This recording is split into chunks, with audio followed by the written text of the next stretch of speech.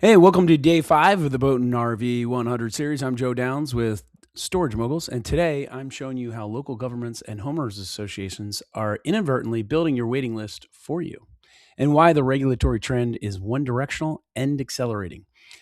And this isn't theory. We track this across target markets, and it changes how we evaluate every deal.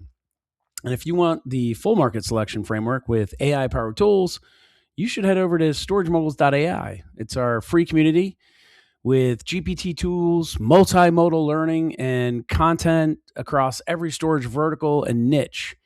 And that's exactly why we built Storage Moguls. It's a community that's made up of real people, actual operators, just like you or just like you want to be. We've got the husband and wife team, the two neighbors who partnered up, the two brother-in-laws who always kicked around a good idea, the solopreneur who decided to stop playing small. Folks, nobody here is selling you a fantasy from a stage they haven't stood on in years or from behind a microphone when they haven't done anything. We're a network that actively evaluates real deals. We're talking about acquisitions under $2 million. They're financeable, digestible, the kind of deal that someone with a W-2 and a serious mindset can actually close. And we're about real results. Members in our community are becoming storage moguls, not someday, now. And we're operators. We're not just preachers. We teach underwriting at night because we do it during the day. That's what we do at Storage Moguls. So check out storagemoguls.ai. You can register now. You can join for free. You can level up at your own pace. And if you, I think there's still some, I said the first 500 during the Storage 100 series, first 500 to register, we get a free GPT, deal analyzer GPT that we built for ourselves and we use. And I believe we still have some left. So don't hesitate. I think we're running out. I don't know how many are left, but I'd get on it if I were you. StorageMoguls.ai. All you can do right now is register because we're launching in a couple weeks. So go ahead and register. All right, back to today, because if you're not paying attention to HOA density and local ordinances when you're picking markets, you're leaving one of the most valuable, reliable demand signals in this vertical on the table. Here's what's playing out in neighborhoods across the country right now. HOAs are banning outdoor storage of boats and RVs, and that's no surprise. That's not new, but it's also not going backwards. That's a trend that's not reversing. And yeah, it's not happening everywhere, but in increasing numbers of communities, the rules prohibit keeping a boat in the driveway or the old RV on the side of the house, which we've seen many places. Homeowners who bought a boat or an RV fully intending to store it at home are getting letters now. Municipalities are adding to it as well. Overnight street parking for recreational vehicles is prohibited now in a lot of cities.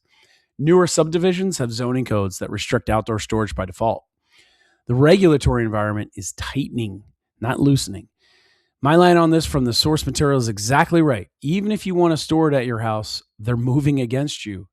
That's the reality for a growing segment of boat and RV owners. And every one of them is a potential tenant. Here's why I call every new HOA a ban a gift to operators. Let me say that again since I fumbled it. Every new HOA ban is a gift to you, the operator. The HOA letter arrives. The homeowner typically has 30 to 60 days to remove the boat or RV from their property. And what do? They don't sell it.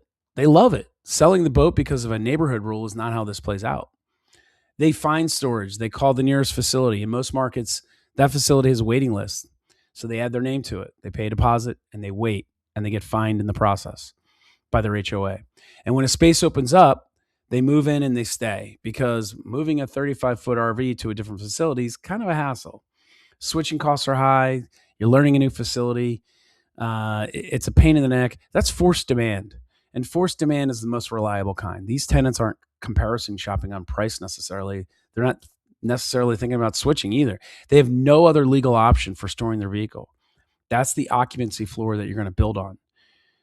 Every new ordinance, every new HOA rule, every new municipal ban adds more tenants to the pool permanently, because the regulatory trend is one directional. It doesn't reverse. Let me make this concrete and with a real market as an example. So in dense HOA markets like suburban Boston, I like to use this example because I know some people out there. The waiting list at a boat and RV facility can run a year or longer, not weeks, a year. That's a tenant signing up in September and being told they might get a space by next September. So why does this happen? Well, the conditions are stacking on top of each other. So you have high HOA density means a large percent of homeowners in the area can't store at home. They're forced into the market. Proximity to waterways means there's a deep base of boat owners who need seasonal storage. And in cold climates, the fall move-in rush is intense. Everyone wants in at the same time. When those three conditions align, you get your year-long waiting list. And a year-long waiting list tells you one thing. You can raise rents, you can be selective about tenants, and you can still be full. That's the market you want to operate in. So how do you use HOA density and municipal ordinances as a market selection tool before you spend $1 on due diligence? I'm going to tell you. Step 1, look up your HOA penetration in your target market. What percentage of housing units are in an HOA governed community? In some suburban markets, it's 40 to 50%. In others, it's under 10%. You need to know. Higher percentage means more forced demand baked into the market structure. That's good for you. Step 2, pull the municipal code. Most cities publish outdoor storage ordinances online. Search for recreational vehicle, watercraft, outdoor storage, something like that. Search for all of them. 5 minutes will tell you whether or not the regulatory environment is working for or against you. Step 3, call some existing facilities in the market. Ask if they have any spots. Ask how long their wait list is. This is the most direct signal available. A facility with a year-long wait list is telling you that demand dramatically exceeds supply, and you haven't even looked at a deal yet. Step 4, check next door or local Facebook groups. HOA enforcement activity shows up in real time when people are bitching and complaining about it on those sites. Posts about boats being told to move, RV owners looking for storage recommendations. That's live forced demand being created right now. And then step 5, talk to a dealer. They know which customers got letters and where they went. One question worth addressing directly, though, could this trend reverse? Could HOAs start allowing outdoor storage again, or municipalities repeal their RV parking restrictions? Yeah, in theory, sure. In practice, no. HOA restrictions on outdoor storage tighten over time as communities get denser and neighbor complaints increase. Remember, 1 in 10 households owns a boat or an RV. That means 9 out of 10 don't. They don't loosen. Municipalities adding RV parking bans are responding to constituent pressure from homeowners who don't want vehicles parked on their streets, which is most of them. That pressure doesn't go away. New construction, the subdivisions being built right now, increasingly includes HOA governance with outdoor storage restrictions baked in by default.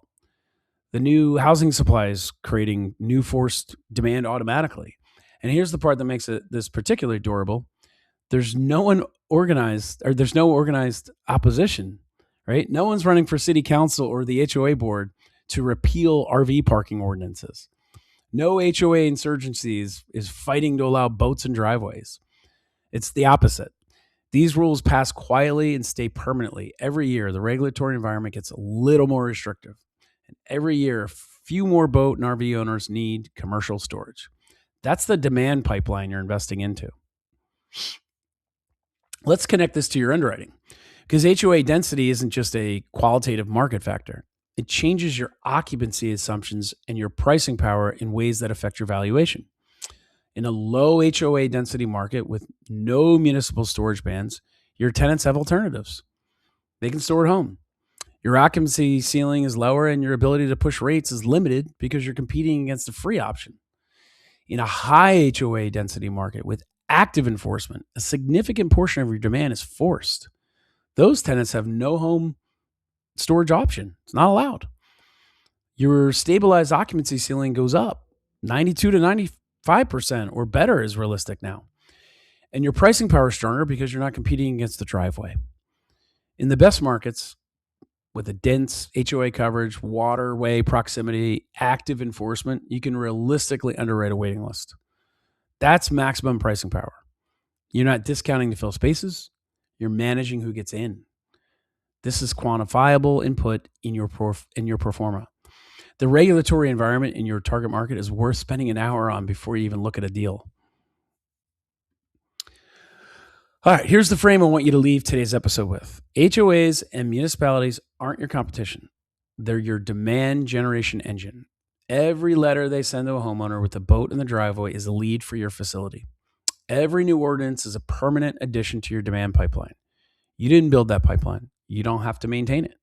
You just have to be in the right market with a good facility when those letters. 3 things to take away from today. First, pick markets with high HOA density near waterways. That's where forced demand stacks on top of organic demand. Second, track the ordinances. New bans and are demand signals, and they show up before the demand shows up at your gate. Third, underwrite accordingly. The regulatory environment is a quantifiable input in your pro forma, not just a qualitative factor. All right, tomorrow, day 6, we're going to shift to the capital side of this equation. Why the REITs haven't arrived in boat and RV storage yet, and what happens when they do, and what that window looks like for operators right now. All right, please like and subscribe so you never miss a demand signal that's hiding in plain sight in your target market. And finally, share this with someone who owns or is buying a boat and RV facility in a high HOA density market and hasn't raised rates in 2 years. Or don't. Try to buy it from them. And remember, the best marketing campaign you never had to run is this HOA letter your future tenant just received. Be in the right market, run a good operation, and the regulatory environment will build your waiting list for you. For more ways to maximize your self-storage facility or boat and RV facility, you should consider joining Storage Moguls at storagemoguls.ai. You can start for free and level up at your own pace. And if you register soon, like I said, you'll get that free GPT we built and use ourselves. So join us at Storage Moguls, and we'll transform you from someone interested in boat and RV storage into a storage mogul that you'll see the storage world differently soon enough. See you tomorrow.